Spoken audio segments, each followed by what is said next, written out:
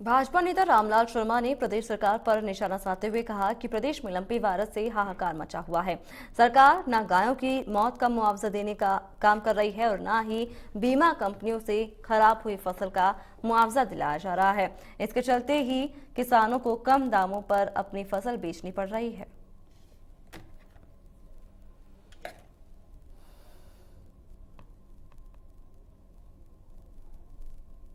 राजस्थान सरकार के मुखिया अशोक गहलोत जी सियासत के जादूगर माने जाते हैं, लेकिन जादूगरी के अंदर हकीकत अलग होती है और भ्रम की स्थिति अलग होती है। वो सिर्फ जादूगरी से भ्रम पैदा करने का काम करते हैं, यथार्थ से उसको कोई लेना देना नहीं है। और उसी तरीके से 4 साल में जादूगर ने यही काम प्रदेश के अंदर किया है।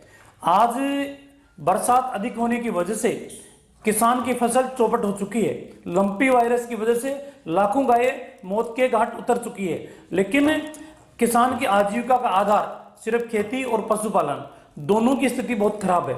ना गायों की मौत का मुआवजा सरकार देने का काम कर रही है और ना बीमा कंपनियों से क्लेम दिलाने का काम सरकार कर रही है, और एमएसपी के ऊपर बाजरा खरीद करने का काम भी सरकार नहीं कर रही।